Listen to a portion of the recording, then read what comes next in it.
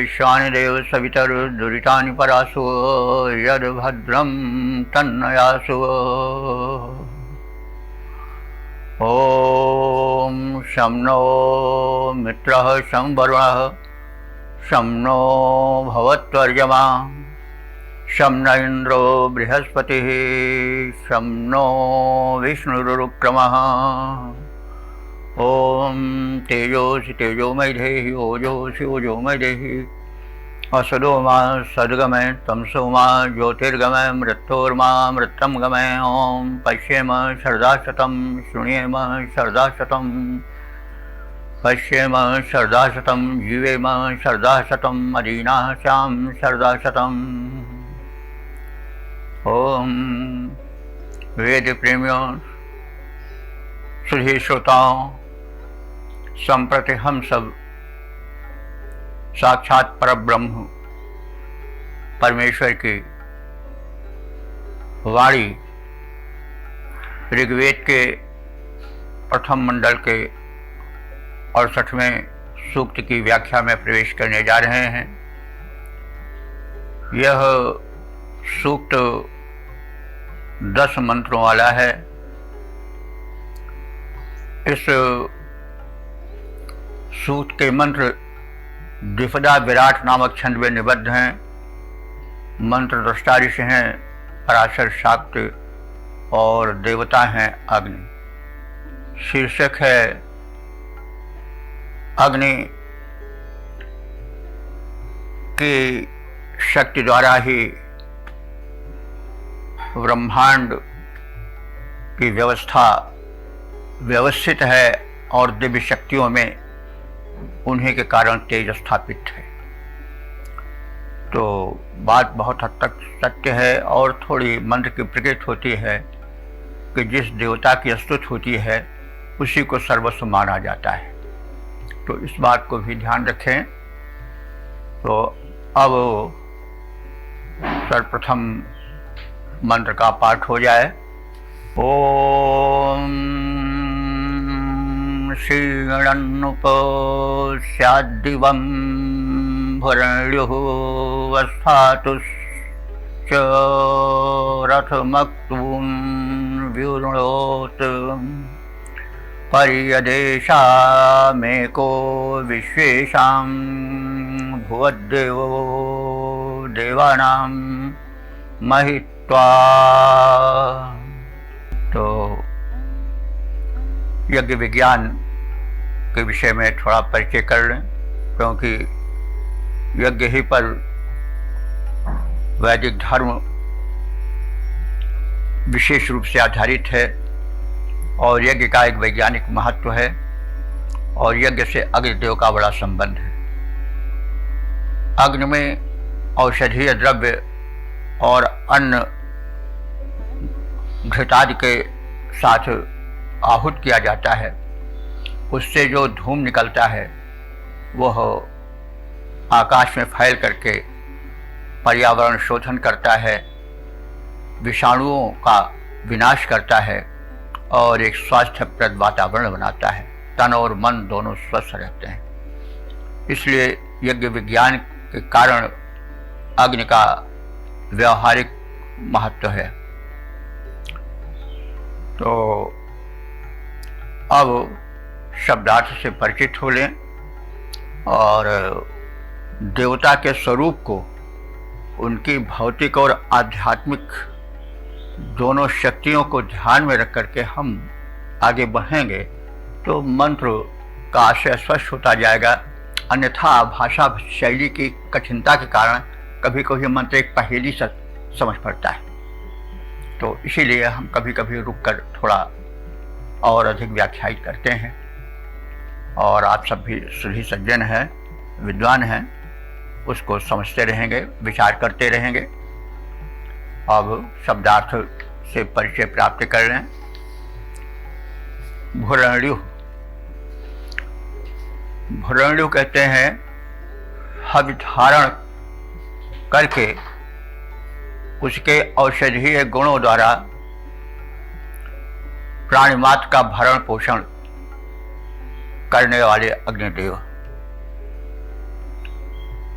अस्थातुम चरथम श्रेण्यन। अस्थातु कहते हैं अस्थावर को, अस्थावर कहते हैं जो स्थिर प्राणी हो, जैसे वृक्ष आदि हैं, लताएं हैं, औषधियां हैं, ये सब अस्थावर हैं, स्थिर हैं, चलते फिरते नहीं।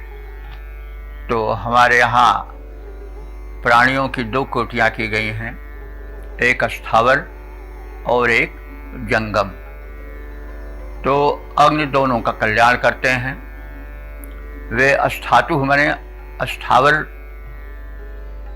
प्राणी वर्ग के भी कल्याणकारी हैं, और चरथम माने चरने यानी चलने फिरने वाले यानी जंगम प्राणी जगत के भी वे स्वामी हैं, और उन्हें श्रीणन माने परिपोषित करते हैं, परिपक्व करते हैं। दिवम उपस्थातु, वे आकाश में अपनी दिव्यता को स्थापित करते हैं। वही यज्ञ विज्ञान के संदर्भ में जो अग्नि से धूम निकलता है वो आकाश में स्थापित हो जाता है और प्राणी मात्र का कल्याण करता है। इसीलिए दिवम उपस्थातु कहा गया है। अग्निदेव, दिव माने आकाश में अपने को स्थापित करते हैं और उस धूम के माध्यम से प्राणी मात्र का कल्याण होता है। और अग्निदेव क्या करते हैं, अक्तून, अक्तु कहते हैं रात्रि को, और अक्तून माने रात्रियों को, विरुणोत माने अपने तेज से परिपूर्ण करते हैं। देखिए अग्नि जो है वे यावत प्रकाशमान वस्तुएं हैं वो सब अग्नि ही के कारण हैं। क्या वस्तुओं में जो प्रकाश है, दिव्यता है, वो अग्नि का कारण है।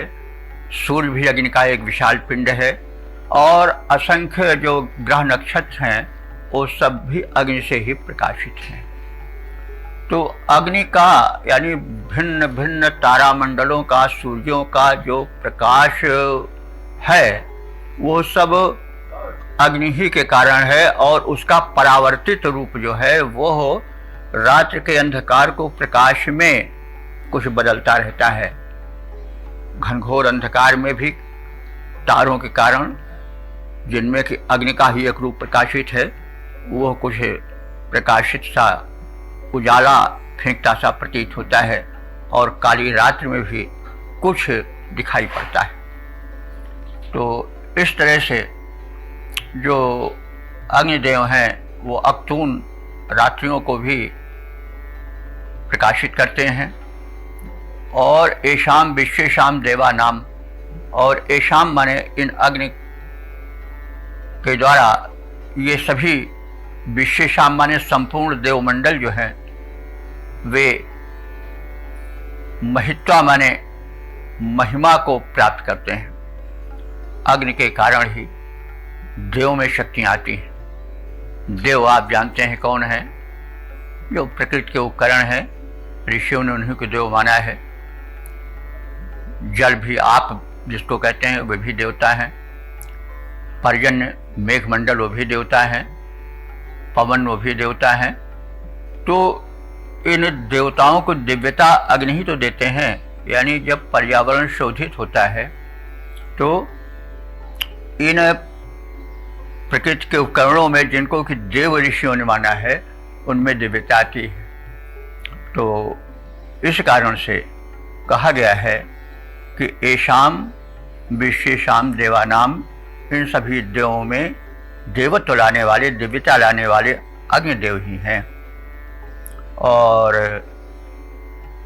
अकेले एकह देवा, ये अकेले देव जो अग्नि हैं वही परिभुवत चारों ओर सबको जीवन प्रदान करते हैं और दिव्यता प्रदान करते हैं। अब इसका हम एक सपाट अर्थ जान लें। हवि धारण करने वाले, सबका भरण पोषण करने वाले अग्निदेव अस्थावर और जंगम वस्तुओं को परिपक्व कर हव्य द्रव्य को आकाश में स्थापित कर पौष्टिकता प्रदान करते हैं, स्वस्थ वातावरण बनाते हैं। रात्रियों को वे अपने तेज से आलोकित करते हैं और इंद्राज समग्र देवों में अपनी महत्ता को स्थापित करते हैं और इसीलिए वो इन सभी देवों में अग्रणी हुए, क्योंकि दिव्यता देवों को अग्नि द्वारा ही मिलती है। तो यहाँ पर ऋषि अग्नि और आकाशीय तेज में एक ही तत्व का प्रसार देखकर चल रहा है। ग्रह नक्षत्रों में जो व्याप्त परावर्तित प्रकाश है वो सब अग्नि की ही देन है, और निशा जो प्रकाशित होती है वो अग्नि के ही कारण होती है। सूर्य भी अग्नि का रूप है, और जो चांदनी आज है वो सब परावर्तित है। सूर्य का प्रकाश पड़ता है तो ही चांदनी बन जाती है, चंद्रमा पर आती है। कुछ पिंड जो हैं प्रकाशित हैं, कुछ अप्रकाशित हैं, तो जो अप्रकाशित हैं उनमें प्रकाशित पिंड का ही प्रकाश पड़ता है और वही परावर्तित होकर के चारों ओर विस्तृत होता है। तो इस तरह से हम जो है इसका सामान्य अर्थ जाने और अब इसके पद रूपांतरण पर ध्यान दें। अग्नि जड़ जंगम जगत के सुपोषक हैं, हव्य द्रव्यधारी जग जीवन चलाते हैं। द्रव्य परिपक्व करते हैं, ऊर्जा भरते हैं, काली रजनी को तेज द्वारा चमकाते हैं। तुम हो प्रकाशी और ताप बने छाए हुए, अंबर अवन तुम से ही प्राण पाते हैं। निज महिमा से अग्रणी बने हो देव मध्य, महिमा महान गुण गान सभी गाते हैं। और हम ऋग्वेद के प्रथम मंडल के 68वें सूक्त के दूसरे मंत्र की व्याख्या में प्रवेश करने जा रहे हैं। यह मंत्र द्विपदा विराट नामक छंद में निबद्ध है। मंत्र दृष्टा ऋषि हैं पराशर शाक्य और देवता हैं अग्नि, और शीर्षक है अग्नि द्वारा ही देवों में दिव्यता आ पाती है। तो अब हम इस मंत्र का पाठ कर लें। ओम आदित्ये विश्वे क्रतुं जुषन्त शुष्काद्यद्देव जीवो जनिष्ठाः भजन्त विश्वे देवत्वं नामृतं सपन्तो अमृतमेवैह। शब्दार्थ से परिचय प्राप्त करें। देव, हे दिव्यता संपन्न अग्निदेव। यत माने जब, शुष्कात जीव, जब तुम शुष्क माने सूखे हुए द्रव्य अर्थात काष्ठ के घर्षण से तुम उत्पन्न होते हो। तो ये आप सब जानते हैं कि यज्ञ अग्नि जो है वो दो लकड़ियाँ होती हैं, अरणी जिसको कहते हैं, उससे घर्षण किया जाता है। तो घर्षण से अग्नि उत्पन्न होती है और उसी अग्नि से जो है वह प्रज्वलन होता है और अग्नि दीप्त होती है और फिर आहुति का क्रम प्रारंभ होता है। सब लोग बड़े प्रसन्न हो जाते हैं। जब अग्नि उत्पन्न होती है तो बड़ी प्रफुल्लता वातावरण में छा जाती है। उसी वातावरण को यहाँ शब्दों में बांध करके ऋषि प्रकट कर रहा है। यत शुष्कात जीवः, जब तुम शुष्क काष्ठ से उत्पन्न होते हो तो आत इत, उसके पश्चात विश्वे ते क्रतुम जुषन्त। विश्व माने संपूर्ण। संपूर्ण कौन? संपूर्ण देवता। और देव शब्द विद्वानों के लिए भी आता है जो यज्ञ स्थल पर उपस्थित विद्वान होते हैं और जो दिव्य शक्तियाँ हैं, देव हैं, वे सब ते क्रतुम, क्रतु कहते हैं यज्ञ को, तुम्हारे द्वारा यह होने वाले यज्ञ अथवा इस शुभ कर्म से सब के सब व्यसंत माने प्रसन्न हो जाते हैं और सब उस प्रसन्नता से भर उठते हैं। फिर अमृतम एवैहि, तुम अमर हो और तुम अमरत्व प्राप्त अग्नि से विश्वेरितम देवत्तम भजंत, जितने सत्ता वाले देव हैं वे सब के सब देवत्व को प्राप्त कर लेते हैं, क्योंकि हम जानते हैं कि अग्नि के माध्यम से ही दिव्य शक्तियों में दिव्यता का समावेश होता है। दिव्य शक्तियां देव कौन हैं? कई बार कहा जा चुका है, ये जो जल हैं, पवन हैं, ये सब बादल हैं, यही तो सब दिव्य शक्तियां हैं। इनको अग्नि के द्वारा ही दिव्यता प्राप्त होती है, अन्यथा प्रदूषित होने के कारण उनकी दिव्यता दबी रहती है। तो इस तरह से इसका सामान्य अर्थ हुआ कि हे अग्निदेव, जब तुम शुष्क काष्ठ के घर्षण से उत्पन्न होते हो तब सभी देवगणों में प्रसन्नता हो जाती है, यज्ञ कार्य में सब जुट जाते हैं। हे अविनाशी देव, आपका अनुगमन करके ही देवगण देवत्व को प्राप्त कर सकें, यानी यज्ञ के माध्यम से ही दिव्य शक्तियों में देवत्व का समावेश होता है। तो अब हम इसका पद्य रूपांतरण देख लें। तो काष्ठ शुष्क किंतु उससे ही अग्निदेव तुम घर्षण से होते हो उत्पन्न तेजधारी हो, यज्ञ जो कि आज कर्म बड़ा ही महत्वपूर्ण तभी पूर्ण हुआ जब तुम हितकारी हो। अविनाशी देव तेरी करते प्रशंसा, सभी देव यजमान गण दोनों ही सुखारी हो। तेरे अनुगमन से देवत्व को प्राप्त हुए देव वृंद सारे, जय देवता तुम्हारी हो, जय देवता तुम्हारी हो। अब हम ऋग्वेद के प्रथम मंडल के 68वें सूक्त के तीसरे मंत्र की व्याख्या में प्रवेश करने जा रहे हैं। इस मंत्र के दृष्टा ऋषि हैं पराशर शाक्य और छंद है द्विपदा विराट, देवता हैं अग्नि और इस मंत्र का शीर्षक है महान अग्निदेव सत्कर्मी को संपन्न बनाते हैं। संप्रति संबंधित मंत्र का पाठ हो जाए। ओम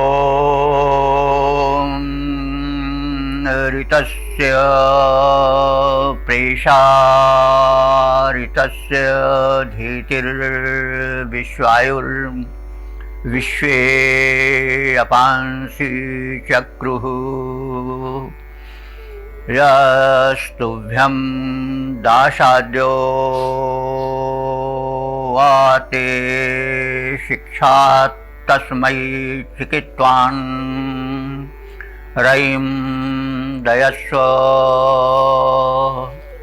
शब्दार्थ जाने। ऋतस्य प्रेषा, ऋत कहते हैं सत्य को, वह सत्य जो शाश्वत सत्य है उसे ऋत कहते हैं, और प्रेषा कहते हैं प्रेरक।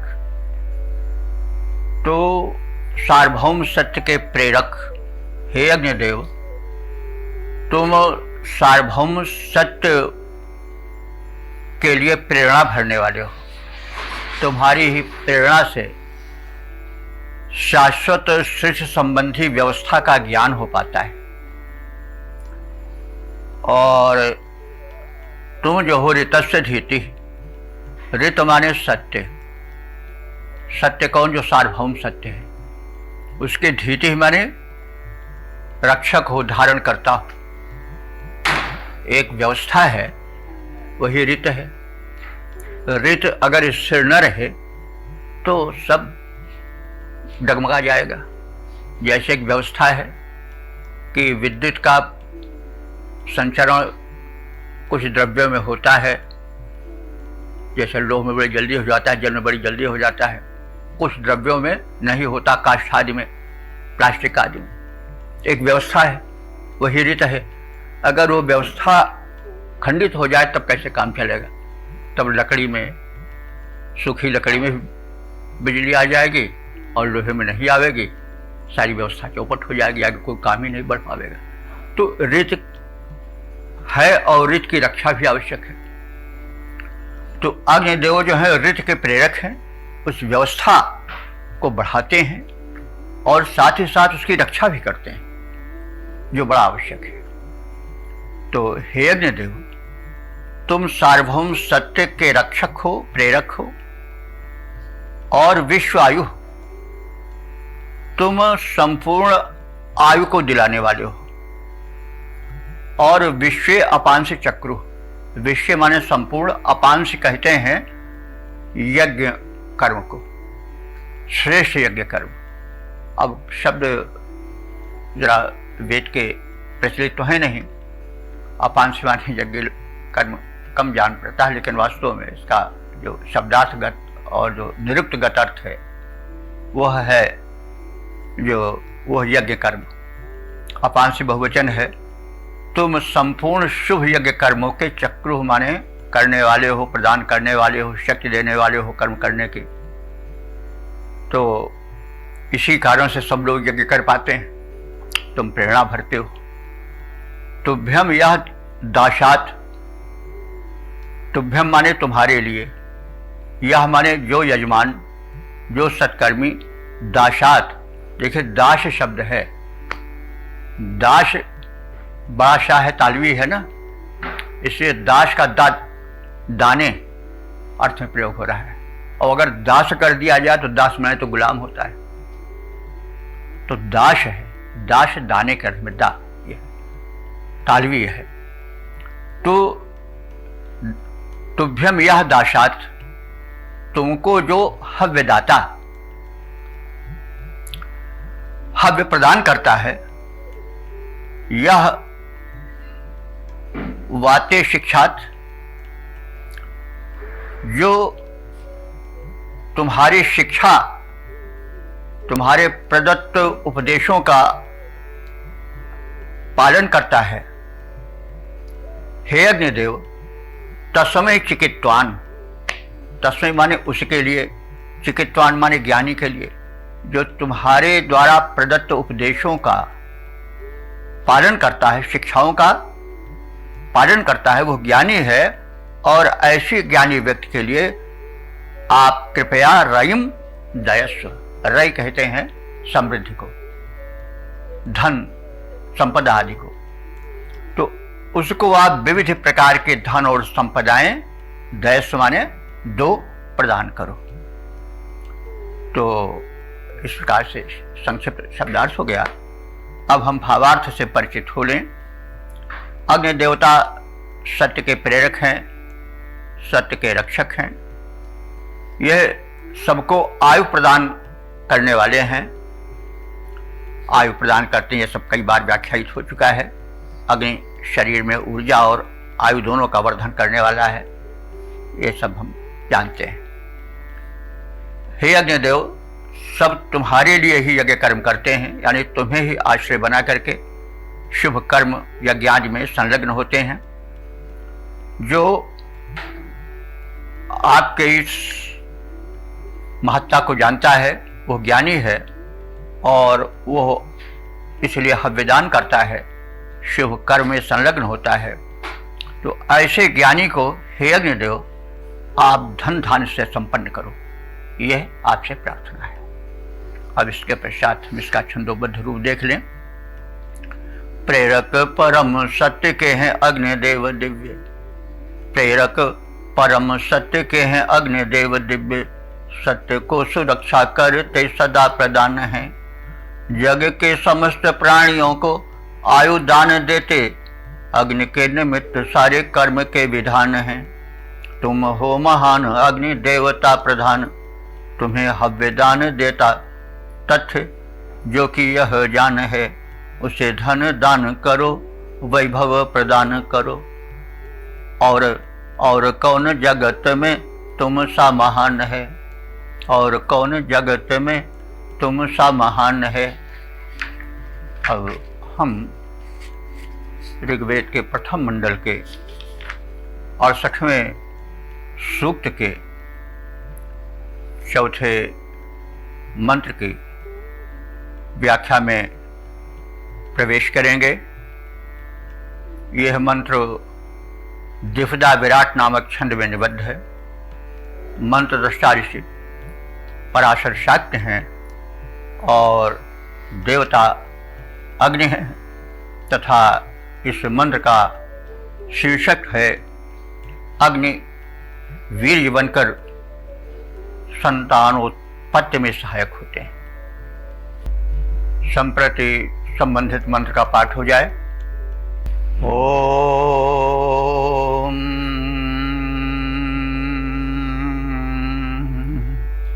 होता निषत्तो मनोरपत्ते सा चिन्वासां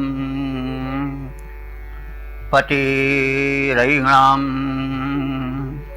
इच्छन्त रेतो मिथस्तनूषु संजानत स्वैर्दक्षैरमूराः।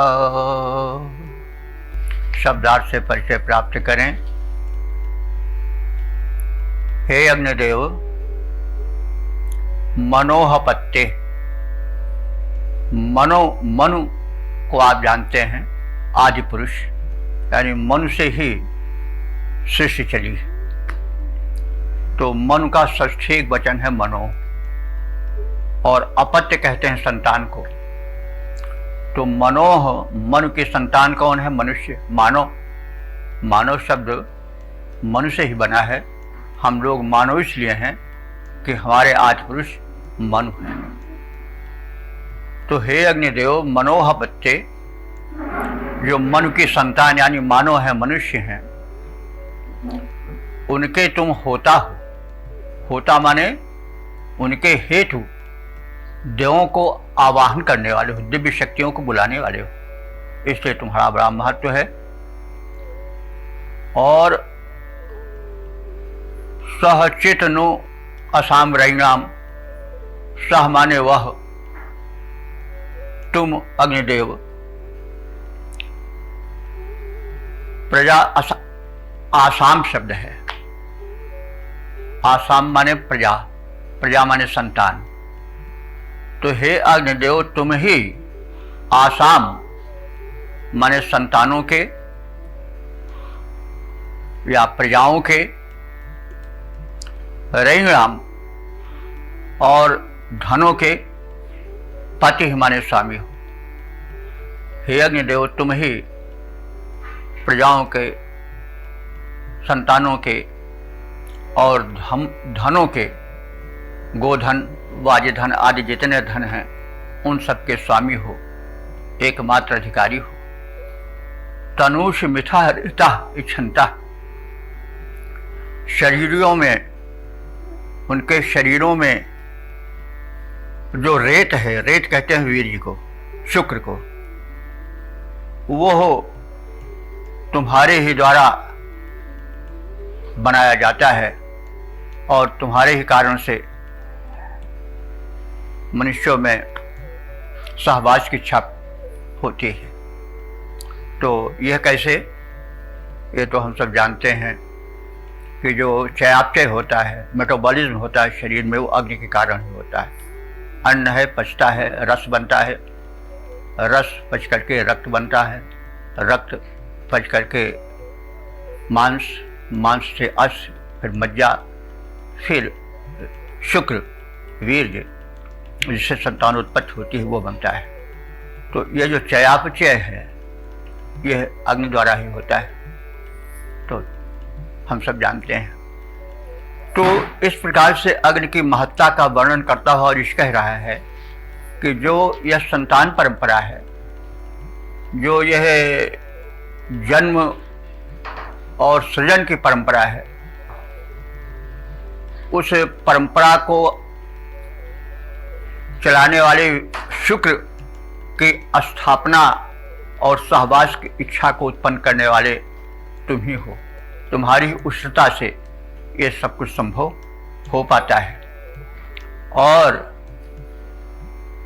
अमूराह, अमूराह कहते हैं, मूर कहते हैं मूर्ख को, और अमूर कहते हैं जो मूर्ख ना हो, यानी जो चतुर हो, ज्ञानी हो। तो उन ज्ञानियों को जो कि तत्व ज्ञान से परिचित हैं, कथित तथ्यों को समझने वाले हैं, उनको स्वयं दक्षी, अपने द्वारा दक्ष, दक्ष कहते हैं सामर्थ्य को, तुम उनमें सामर्थ्य धारण कराओ और वे सब उस प्रजनन की सामर्थ्य से परिचित हो जाएं, युक्त हो जाएं, यह आपसे प्रार्थना है। तो शब्दार्थ के पश्चात हम भावार्थ से परिचित हो लें। हे अग्निदेव, तुम मनुष्यों में होता रूप में विराजमान हो, यानी तुम्हारे ही कारण दिव्य शक्तियां आवाहित होती हैं और मनुष्य धन्य होता है। तुम प्रजाओं में, संसार के निवासियों में और संतानों में धन दिलाने वाले हो, क्योंकि तुम यावत धन है, गोधन, गजधन, वायुधन, सबके तुम ही स्वामी हो, एकमात्र अधिष्ठाता हो। और जो शरीरस्थ अग्नि है, उसी के द्वारा जो चयापचय की परंपरा चलती है, मेटाबॉलिज्म की परंपरा चलती है, वो तुम्हारे ही कारण है। और तुम ही उस भोजन को परिवर्तित करते हुए, मेटाबोलाइज करते हुए, चयापचय की प्रक्रिया से शुक्र तक ले जाते हो, और शुक्र के द्वारा संतानोत्पत्ति होती है और मानव की वंश परंपरा अविच्छिन्न बनी रहती है, टूट नहीं पाती है। तो ऐसे ज्ञानी अग्निदेव की सामर्थ्य का जो ज्ञान प्राप्त करते हैं, वे समर्थ बनते हैं और संतान सुख प्राप्त करते हैं। तो इस प्रकार से हम संक्षिप्त शब्दार्थ और भावार्थ जानने के पश्चात अब इसके पद्य रूपांतरण में प्रवेश करें। मानवों में होता रूप में विराजमान अग्नि, स्वामी तुम ही धन धान्य करते प्रदान हो। संतान की उत्पत्ति हेतु भगवान तुम, वीर्य बने करते तुम ही तो गर्भाधान हो। शरीरस्थ ताप और शुक्र का संबंध जोड़, बने तुम मानव की मेधा मध्य ज्ञान हो। संतान की इच्छा जगी मनुष्य ने प्राप्त किया, तेरी कृपा प्रकृति है संतति विधान हो। ओम। वेद प्रेमियों, सुधी श्रोताओं, संप्रति हम सब ऋग्वेद के प्रथम मंडल के 68वें सूक्त के 5वें मंत्र की व्याख्या में प्रवेश करने जा रहे हैं। यह मंत्र इस सूक्त का समापन वाला मंत्र है और इस मंत्र का शीर्षक है अग्नि को अनुशासन परम प्रिय है, अस्तु सब अनुशासित रहें। अब हम मंत्र का पाठ करें। ओम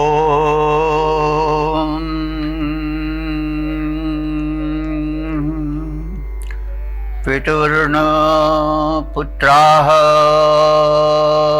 क्रतुं जुषन्तो शोषन्ने अस्य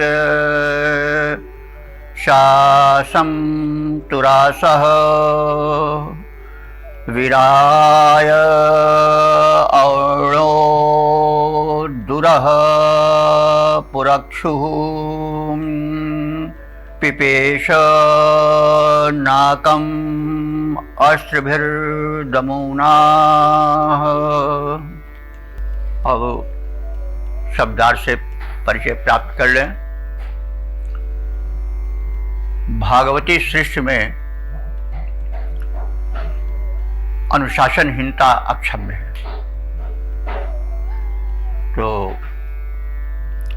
इसलिए इस मंत्र में अनुशासन पर विशेष जोर दिया गया है और उपमा दी जा रही है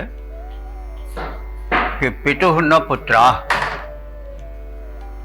जैसे पिता का आदेश मानने वाला पुत्र पिता को बड़ा प्यारा होता है,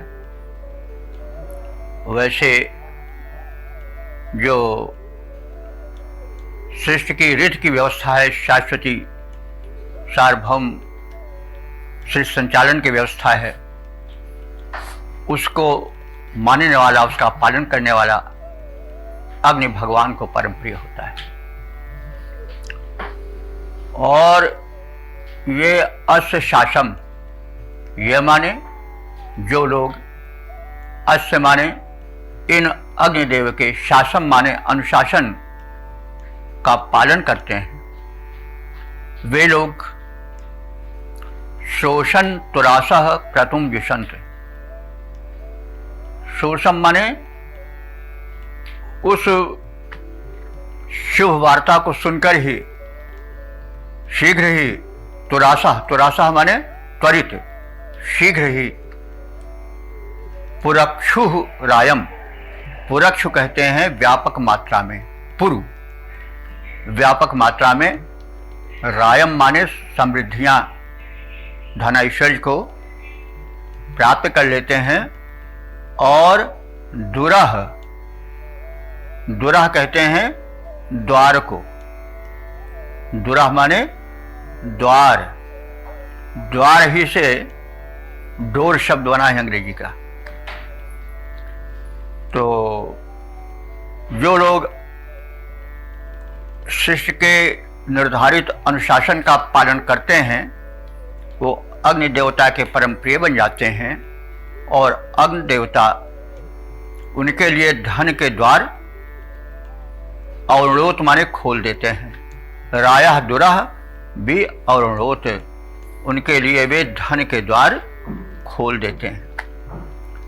अब अग्नि का संयम देखिए, उसको बता रहा है कि अग्नि स्वयं संयमित है और संयमित व्यक्ति ही संयम की शिक्षा दे सकता है। तो दमूना, दमूना कहते हैं यज्ञ गृह को, जिसमें कि अग्नि का निवास रहता है। तो अग्निदेव वेदी में, अग्निगृह में कितने संयमित रहते हैं कि वहां कहीं कोई आग नहीं लगने पाती कि वो अपनी उपस्थिति से सबको जला दें। संयमित रहते हैं, बिल्कुल पड़े शांत पड़े रहते हैं। और अग्नि संयमित सर्वत्र शांत पड़े रहते हैं।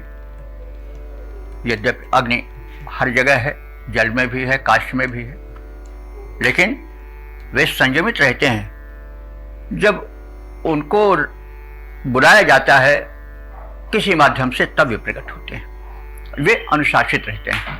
तो जो अनुशासित रहता है वही अनुशासन का पाठ पढ़ा सकता है। तो ऋषि कह रहा है कि हे अग्निदेव, तुम दमूना माने यज्ञ गृह में अनुशासित रहते हो।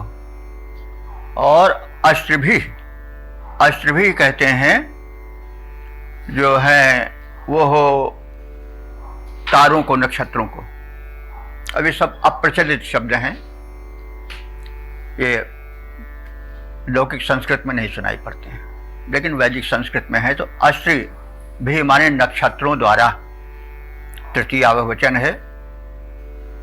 आप अपने ही रूप को उनमें प्रेषित करके, अपनी ही शक्ति को उन नक्षत्रों में प्रेषित करके नाकम पिपेश, नाक को यानी द्युलोक को या गगनमंडल को प्रकाशित करते हो। नाक शब्द कहा गया स्वर्ग को। सपने हो ही भिखारी पर रंग नाकपति हो। नाक शब्द की व्युत्पत्ति है, जरा देखना पड़ेगा, का माने होता है आनंद, और आ जोड़ दिए अकह, अकह माने दुख, तो क माने सुख, अक माने दुख, और फिर ना लग गया तो ना अक में दीर्घ संधि हो गई तो नाक बन गया। नाक माने जहां दुख ना हो, तो स्वर्ग ही वह स्थान है जहां पर के दुख बिल्कुल से नहीं रहता, सुख ही सुख रहता है। तो नाकम पिपेश, तुम हे अग्निदेव स्वयं संयमित रह करके यज्ञ गृह में शांत पड़े रहते हो, किसी को कोई क्षति नहीं पहुंचाते हो, लेकिन तुम्हें प्रताप तेज इतना है कि तुम्हारी तेज से गगन मंडल में, द्युलोक में सर्वत्र प्रकाश है, सुख ही सुख है, आनंद ही आनंद है। तो यह तुम्हारी श्रेष्ठता, नम्रता और क्षमाशीलता और अनुशासन प्रियता का उदाहरण है। और तुम अनुशासित हो, इसलिए तुमको अनुशासन परम प्रिय है। यह संदेश है इस मंत्र का, और व्यक्ति को अनुशासित रहना चाहिए। अनुशासन का अलग लाभ है। अब हम इसके पद्य रूपांतरण प्रदेश डालें। अग्निदेव को है अनुशासन अतीव प्रिय, होता अनुशासन से सिद्ध सब काम है। आज्ञाकारी सुत सम क्रियारत जो मनुष्य, प्राप्त होता धन धान्य उन्हें अविराम है। प्रगति के पट खुल जाते उनके लिए हैं, होती नहीं उन्नति में कहीं रोक थाम है। बिना टकराए नभ में सजाए तारे कोटि, बिना टकराए नभ में सजाए तारे कोटि। संयमित अग्नि के ही क्रिया का परिणाम है, संयमित अग्नि के क्रिया का परिणाम है। तो इस प्रकार से अग्नि मूर्तिमान ऊर्जा है, और उन्हीं की ऊर्जा से सृष्टि संचालन होता है। विद्युत आदि रूप में उन्हीं का प्रवेश है। वे अग्नि बड़े अनुशासन प्रिय हैं और चाहते हैं कि सृष्टि में अनुशासन रहे। और भागवती सृष्टि में अनुशासन का बड़ा महत्व है। और अब इस प्रकार से हम इस 68वें सूक्त के 10वें मंत्र की व्याख्या से संक्षिप्त परिचय प्राप्त किए। अब इसका सारांश भी जान लें।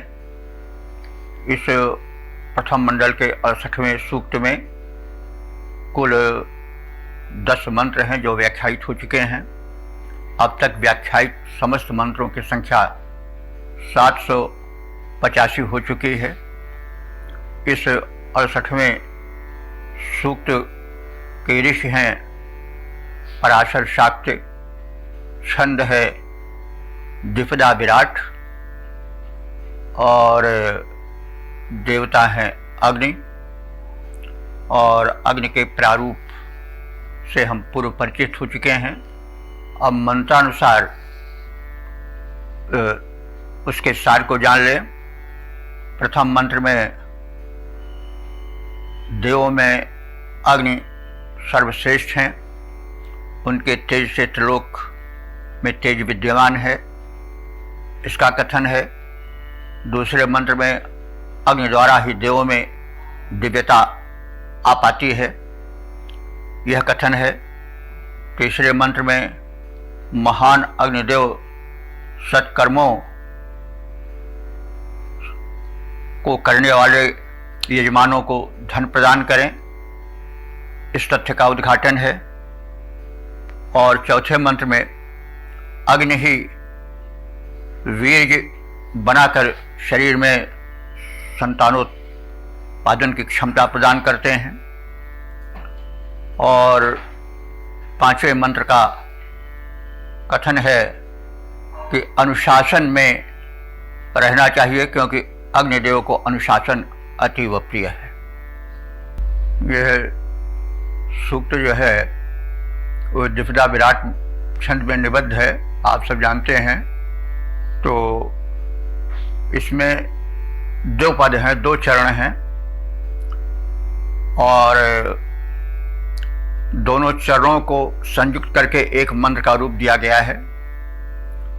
इस कारण से अगर प्रत्येक पद को एक चरण माने तो 10 संख्यक मंत्र हो जाते हैं और अर्थ करने में दोनों को समेट करके एक करके अर्थ किया जाता है। तो इस प्रकार से वो 5 संख्यक हो जाता है। संहिताओं में भी ऐसे ही निर्देश है। मंत्र एक दिया गया है, उसके साथ फिर 1 और 2 दोनों जोड़ दिए गए हैं। तो इसी प्रकार से 2 के साथ 3 और 4 ऐसे क्रम चला है, आप सब जानते हैं, पहले भी कहा।